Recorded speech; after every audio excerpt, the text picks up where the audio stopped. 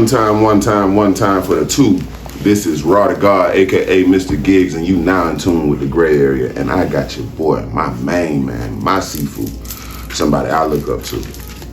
Young Swain in the building, man. What's going on, brother? Ain't nothing to it, man. Yes, I appreciate you. Appreciate you having me, man. Man, I appreciate you.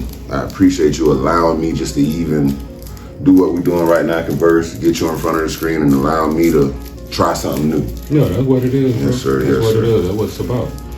So here at the gray area, what we want to do is not only just give people flowers or give people their trophies, but make y'all aware of what's going on. Because you got two sides of everything, but it's always that in between. And the in-between is what makes a person. So we just gonna get into little stuff as far as find out what Young Swain got going on, what he coming from, the movement he making, and the message he's trying to get across. So y'all make sure y'all sit back, look up, and subscribe. Know what it is. Make sure you subscribe. Be real.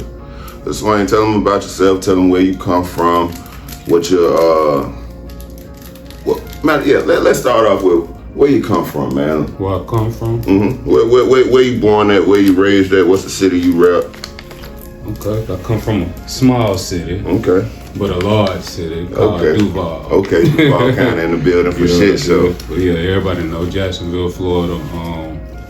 I was raised on numerous sides of town. Yes, you know sir. what I mean? Yes, sir. Yes, sir. Yes, sir. I done moved around. Yes, sir. Through almost all these streets. Yes, sir. Like the majority of all of us. Yeah, but, you know, where I really got my fundamentals and game and everything from was Katanga. Right, yes, sir. Cleveland Road. Yes, sir. Yes, sir. Shout out Katanga. Shout out Cleveland Road. Yes, sir. Shout out the Reigns Vikings. Mm-hmm. Yeah, y'all know about that blue building sit right down that curve on Katanga. That's it. Straight up. But yeah, when my pops first came down and had me or whatever, because my pops from Fernandina. Okay. We stayed out east, you know what I mean? Then we end up moving to like the Dunn area. You know what I'm saying? Okay. Dunn Avenue stand up. Yeah, Dunn Avenue stand up. Yes, sir. So summers and stuff like that, you know, I go over there to my grandma's house, you know, down Katanga. So okay. That's where I got the majority of my gang from. I think that's everybody. Like everybody, you know, you be at home with your parents, but when you go over granny in them house, it's something different. You go over me, my house, and shit is something different. Yeah, granny gang, a whole different game. You know what I mean? And you get away with stuff you can't get away with at the crib. You know what I mean? Like, yeah, you vibe good at granny house. Well, so was it over on Katanga? Was it granny house that got you that got you that music bug, that got you that bite? What was it? What I would say is, you could say yay, because my grandma was a singer, you know what I mean? But my mother was a singer as well. You know what I'm saying? I think that kind of contributes to my deal in music. My father, I come to find out later on that he was a videographer and he was a DJ. Okay. Shout out all my selectors. Shout out OG Swain. Yeah. So, you know, I think that's really where it came from. You know what I mean? Okay. As a young man, I think I was about 9, 10 years old, you know what I mean? Me and my brother Mill, we had just playing around with music. He liked music, I like music, you know what I mean? And you know, the dude, he would take a tape.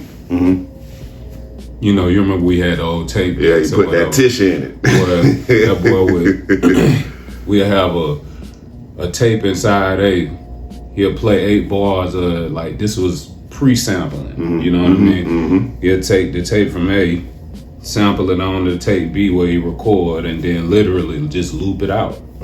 For a whole 3 minutes, just flipping tapes back and forth. Y'all were making y'all own mixtapes over I'm talking about precision. Precision.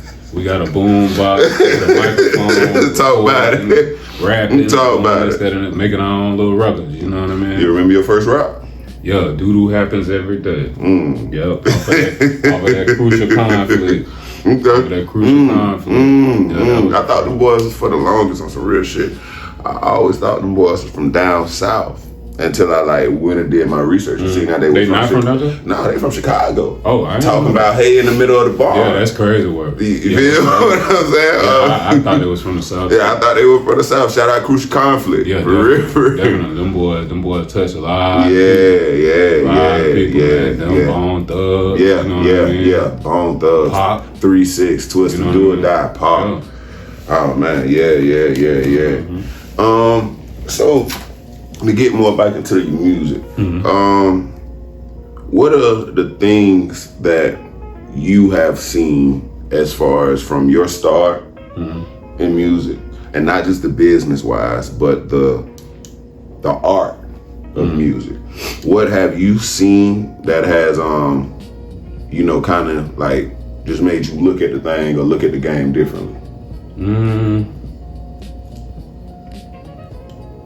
I would say first, like, just looking at the difference in the digital era coming in, like that was a huge change in the game. You know what I mean? Yes, sir. Once upon a time, you couldn't own a studio. You know what I mean? Yeah, you had to go buy. Yeah, you had to go pay. Right, that was reserved for those with the real big bag. You know what I mean? The old equipment that we used to have, ADATs and things of that sort. You couldn't afford it. So you got to go record in these different studios and things of that nature.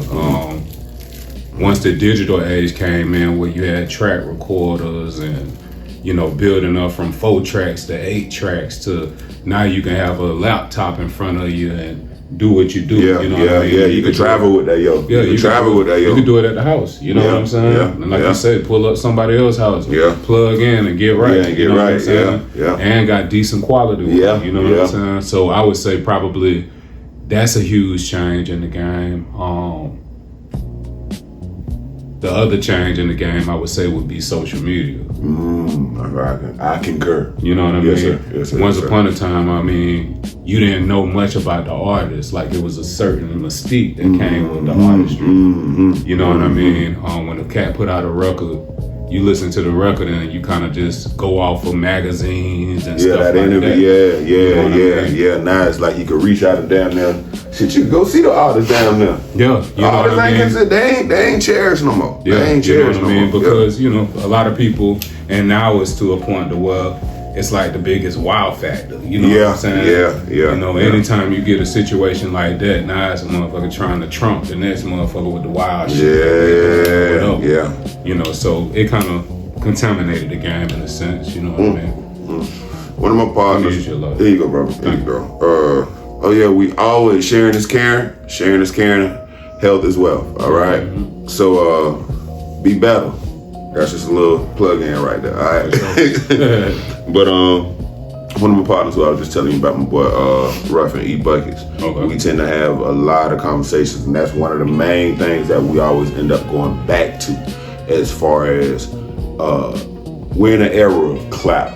Yeah, we are definitely in an era of clout to where the business is almost built on the clout. For you, the wow factor. It's definitely the wow factor. Definitely a wow factor. For you, because I personally know you. A lot of the people, this is what this for them to get to know you. Right. You are a very reserved person. You're a very, very strategic person. Right. Very, very like you sit back. Yeah. You know what I'm saying? Yeah. How do